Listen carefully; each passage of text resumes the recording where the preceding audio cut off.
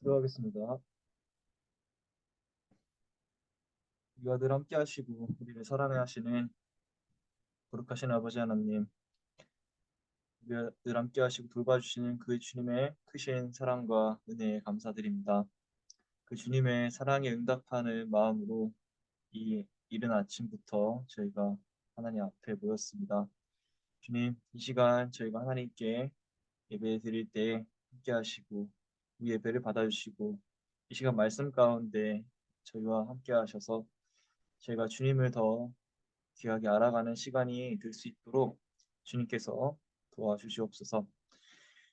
오늘 하루 주님을 만나면서 하루를 시작하기 원합니다. 주님, 주님께서는 늘 우리에게 말씀 가운데에서 우리에게 한 명 한 명에게 말씀하시고 또 깨우침을 주시는 줄로 믿습니다. 그 하나님 말씀을 저희가 들을 때에 때로는 그 말씀에 순종하기 어려운 마음이 들 때도 있지만 주님께서 끝까지 저희에게 용기를 주시고 할 수 있다는 믿음을 주셔서 하나님 말씀 끝까지 잘 순종하며 따를 수 있는 거룩한 신앙인들이 될 수 있도록 도와주시옵소서. 그리고 그 말씀을 따라가는 삶의 끝에는 결국 하나님께서 예비하신 귀한 하나님의 나라와 축복이 우리 삶 가운데 가득하다는 사실을 믿고 저희가 끝까지 하나님 말씀에 순종하며 나아갈 수 있도록 인도하여 주시옵소서. 뭔가 마음이 아프신 분들 주님께서 다 기억하고 계시는 줄로 믿습니다. 그분들을 치유하여 주시옵시고 또 다시 일으켜 주셔서 하나님 앞에 나와서 함께 모두가 예배드릴 때에 하나님의 은혜에 감사하고 그 주님의 기적을 찬양하면서 저희가 주님께서 나아갈 수 있도록 주님께서 복을 내려 주시옵소서. 말씀을 준비하는 전도사와 또 말씀을 들으시는 성도님들 이 시간 하나 되는 시간 되게 하시고 주님 은혜 가운데에서 주님의 사랑을 더 경험하는 시간 되게 하여 주시옵소서. 감사합니다. 이 모든 말씀 예수님의 이름으로 기도합니다. 아멘. 오늘 말씀은 요한복음 1장 1절부터 14절까지 말씀입니다. 제가 읽을 때 여러분들도 마음속으로 함께 읽어주시면 감사하겠습니다. 태초에 말씀이 계셨다. 그 말씀은 하나님과 함께 계셨다. 그 말씀은 하나님이셨다. 그는 태초에 하나님과 함께 계셨다. 모든 것이 그로 말미암아 창조되었으니 그가 없이 창조된 것은 하나도 없다. 창조된 것은 그에게서 생명을 얻었으니 그 생명은 사람의 빛이었다.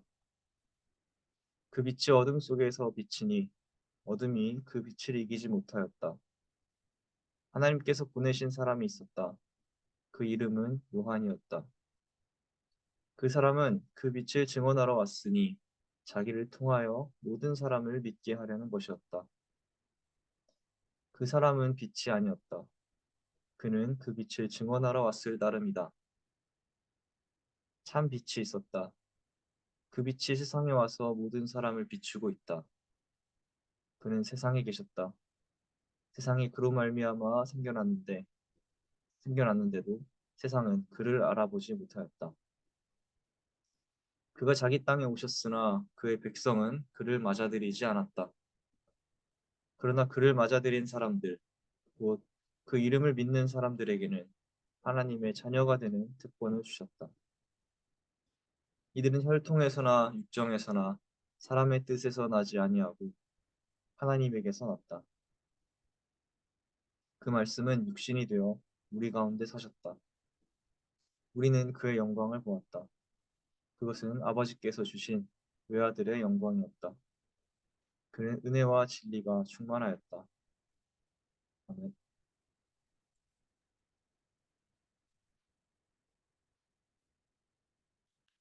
요한복음 1장은 예수 그리스도에 대해 심오하면서 아름다운 소개를 하고 있습니다. 그러면서 이 사도 요한은 예수님이 어떠한 분이신지 우리에게 분명하게 알아야 할 필요성을 이야기해주고 있습니다. 먼저 사도 요한은 예수님을 말씀, 즉 로고스로 표현합니다. 로고스는 헬라 철학에서 이성과 지혜를 뜻하는 말로 세상의 이치와 우주의 원리로서 이해되는 중요한 단어입니다.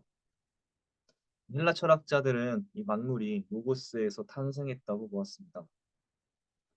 이러한 점에서 봤을 때 이 사도 요한이 예수님을 로고스로 표현한 것은 당시 헬라 문화적 배경에서 표현할 수 있는 최고의 존재로서 예수님을 표현한 것입니다. 특별히 2절과 3절 말씀에 그는 태초에 하나님과 함께 계셨고 모든 것이 그로 말미암아 창조되었다는 말씀은 창세기 1장에서 하나님께서 말씀으로 천지를 창조하시는 장면을 떠올리게 합니다. 또한 사도 요한은 예수님을 생명을 주는 빛으로 표현하고 있습니다. 빛은 모든 땅의 모든 것들에게 생명을 주는 존재입니다. 식물들은 빛을 통해 광합성을 하며 생명을 유지하고 빛이 있기에 따뜻한 온도가 유지되어 지구의 다양한 생물들이 생겨날 수 있게 되었습니다. 또한 빛은 어두움을 밝혀 우리 앞의 장애물을 피하게 해줍니다. 헬라 문화뿐만 아니라 고대 문화에서 빛은 지혜, 진리, 신성 등 중요한 의미를 내포하는 존재였습니다. 반대로 어둠은 죄악과 사탄 등을 표현할 때 사용됩니다. 5절 말씀을 보니 그 빛이 어둠 속에서 비치니 어둠이 그 빛을 이기지 못하였다라는 표현이 있습니다. 요즘에는 해가 짧아진 덕에 날씨도 싸늘해졌지만 무엇보다 이 5시만 되어도 하늘이 깜깜해져서 핸드폰 손전등이 없으면 밖에 나가서 무언가를 찾을 수가 없게 되었습니다. 이렇게 빛의 소중함을 깨닫게 되는 요즘인데요. 온 세상이 깜깜한 상황에서 핸드폰 손전등을 딱 켰을 때 주위가 온통 밝아지는 장면을 상상해 보시면 좋겠습니다. 사도 요한은 이렇게 예수 그리스도를 빛으로 반대로 사탄과 죄악된 세상은 어둠으로 표현하여 빛과 어둠의 극명한 대비를 통해 예수님의 신성과 권능을 더욱 강조했습니다. 사도 요한은 그러한 참 빛이 세상에 와서 모든 사람을 비추고 있다고 말합니다. 예수 그리스도는 온 세상의 모든 사람들에게 공평하게 찾아오시는 분이시며 우리의 죄악된 어두움을 몰아내고 밝히시는 분이며 또 우리의 민낯을 환하게 드러내시고 우리 앞에 길을 밝혀주시는 분이신 것입니다. 하지만 이렇게 예수님께서 우리에게 빛처럼 찾아오셨음에도 불구하고 안타깝게도 사람들은 이를 알아차리지 못한다고 합니다. 9절과 10절 말씀을 보니 이렇습니다.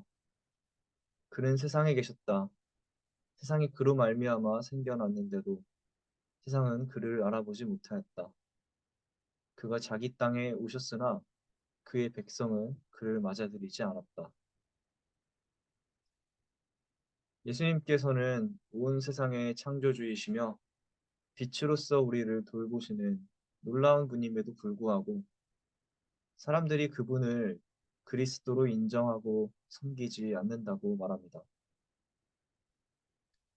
왜 그럴까요?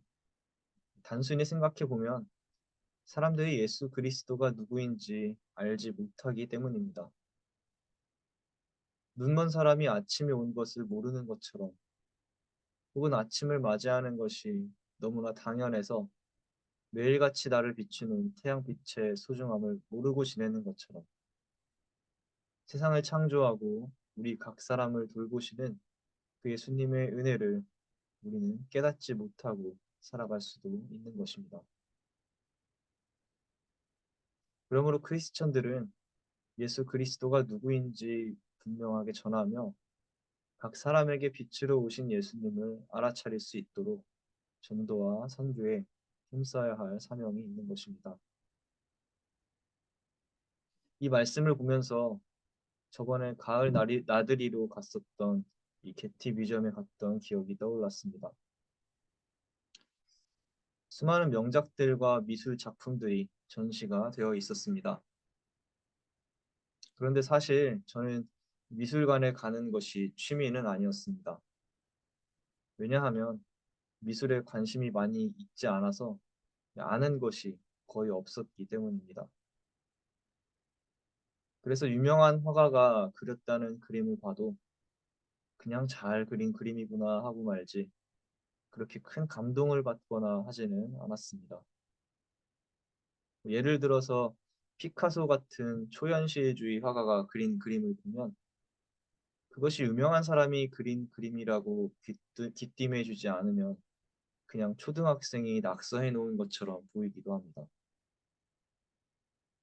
그래서 사실 큰 기대를 하지 않고 BT 뮤지엄에 갔었습니다.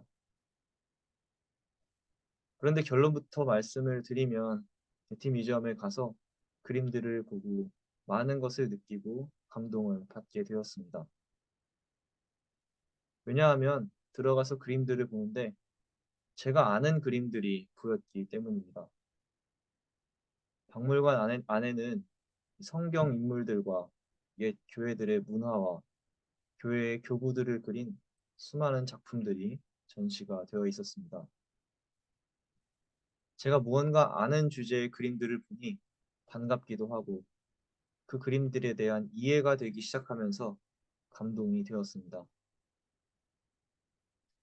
1600년대에 그려진 십자가에 달린 예수 그리스도의 그림을 보면서 수백 년 전 사람들과 내가 같은 예수 그리스도를 믿고 있구나 하는 생각이 들며 옛 사람들과 신앙의 끈으로 이어진 유대감을 느낄 수도 있었습니다.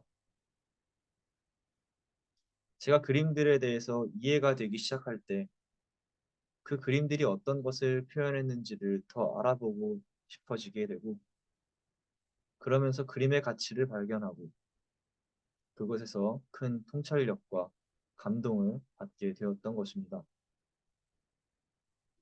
이처럼 우리는 때론 무언가에 대해 이해가 되고 알아야 비로소 그 진정한 가치를 발견할 수 있습니다. 신앙생활도 이와 마찬가지입니다.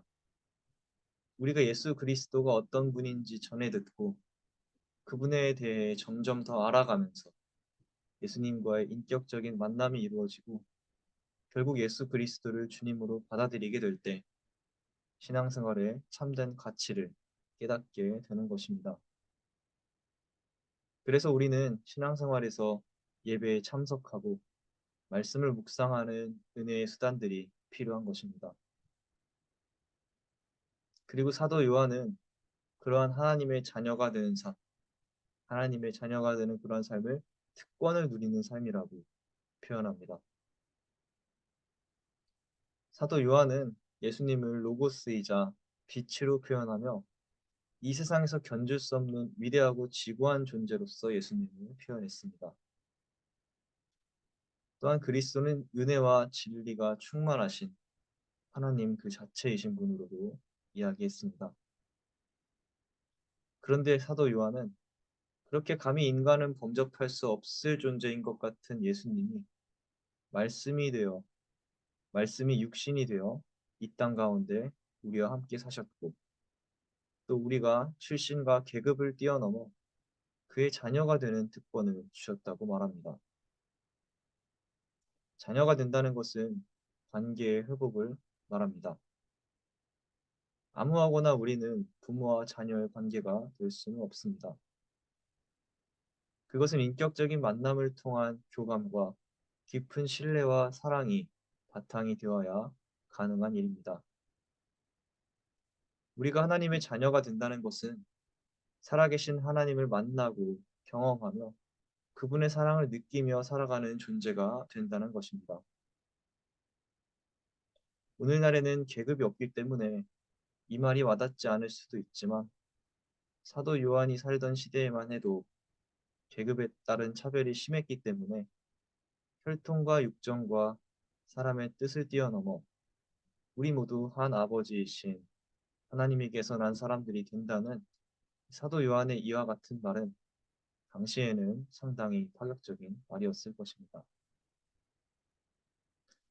그러므로 중요한 것은 이렇게 출신과 계급을 뛰어넘어 우리 모두에게 구원의 은혜와 사랑을 베푸는 존재가 바로 예수 그리스도라는 사실을 알아야 한다는 것입니다. 다시 말해 우리는 예수 그리스도를 만나는 경험의 중요성이 신앙생활에서 무엇보다 중요하다는 사실을 오늘 말씀을 통해 묵상해 볼 수 있다는 것입니다. 요한복음 1장에서 사도 요한은 이렇게 예수 그리스도가 어떤 분인지 분명하게 밝히는 중요성을 우리에게 보여주었습니다.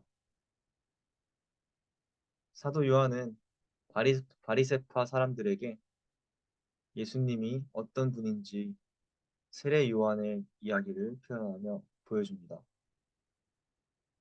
나는 물로 세례를 베풀지만 그는 성령으로 세례를 주는 분이시다. 그는 하나님의 어린 양이다 말하며 예수 그리스도가 누구인지 세례 요한은 분명하게 설명합니다.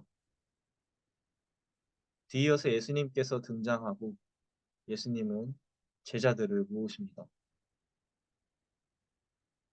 사도 요한은 예수님께서 제자들을 한 명 한 명 만날 때 그들이 예수 그리스도를 메시아로 믿고 따르는 장면을 보여줍니다. 그 중에는 의심하는 사람도 있었습니다. 나다니엘입니다. 그는 나사렛에서 무슨 선한 것이 나올 수 있느냐고 예수님의 존재를 부인했습니다. 하지만 그런 그조차 예수님을 직접 만나고 나서는 예수님을 하나님의 아들이시오 이스라엘의 왕으로 고백합니다. 사랑하는 성도 여러분, 오늘 말씀을 통해 예수 그리스도를 처음 만난 때를 떠올려 보시고 나를 자녀로 불러주신 예수님의 사랑을 묵상해 보시면 좋겠습니다. 아직 예수님과의 인격적인 만남의 순간이 없었다면 이제는 분명하게 예수님이 누구인지 알아가게 해달라고 나를 만나달라는 기도를 하면 좋겠습니다. 예수님은 우리를 그분의 자녀로 부르기 위해 이 땅에 말씀이 육신이 되어 오셨습니다. 우리가 그 크신 하나님의 사랑 가운데 거하며 살아갈 때 예수님은 말씀 가운데 우리에게 자신을 계시해 주실 것이며 또한 빛으로 우리의 앞길을 인도해 주실 것입니다. 기도하겠습니다. 우리의 참 빛이 되시며 우리 말씀이자 진리가 되시는 거룩하신 아버지 하나님, 오늘 요한복음 1장의 말씀을 통해 예수님께서 우리에게 말씀으로 또 빛으로 다가오셨다는 사실을 저희가 다시 한번 기억하기 원합니다. 그리고 그러면서 이제는 우리가 예수 그리스도가 누구인지 분명하게 알아가는 신앙인들이 되기 원합니다. 사도 요한은 우리가 예수 그리스도의 이름을 믿고 그분을 섬길 때에 하나님께서 우리가 하나님의 자녀가 되는 특권을 주셨다고 말했습니다. 감사합니다, 하나님. 우리가 그 예수님을 만나고 예수님의 사랑을 경험하고 예수님의 은혜를 깨달으며 주님의 자녀로서 살아갈 수 있는 특권을 주심에 감사합니다. 주님, 우리가 매일매일 삶을 살아갈 때에 나를 사랑하시고 나의 삶의 빛이 되시고 길이 되시는 그 예수님의 사랑을 발견하며 살아가게 하여 주시옵소서. 그래서 이제는 저희가 우리를 향한 예수님의 사랑을 깨닫고 예수님이 누구인지를 분명하게 알며 신앙생활을 할 때에 온 세상 사람들에게, 우리 이웃들에게, 가족들에게 그 하나님의 예수님의 사랑을 전하면서 살아갈 수 있는 복된 신앙인들이 될 수 있게 인도하여 주시옵소서. 오늘 이 말씀을 묵상할 때에 하나님께서 나를 만나주신 때를 기억하게 하시고 우리가 그 예수님의 사랑을 다시 한번 기억하며 주님의 은혜 가운데 복된 하루를 살아갈 수 있도록 인도하여 주시옵소서.